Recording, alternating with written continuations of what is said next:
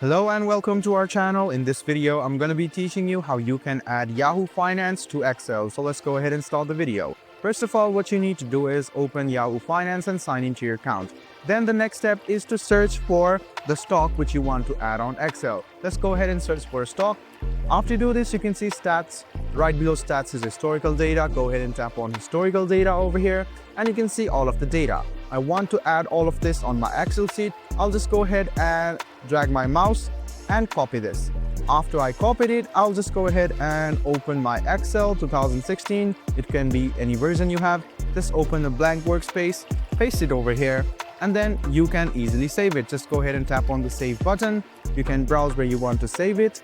And after you're done, just go ahead and rename it. And as you can see, I have added the Yahoo Finance to my Excel.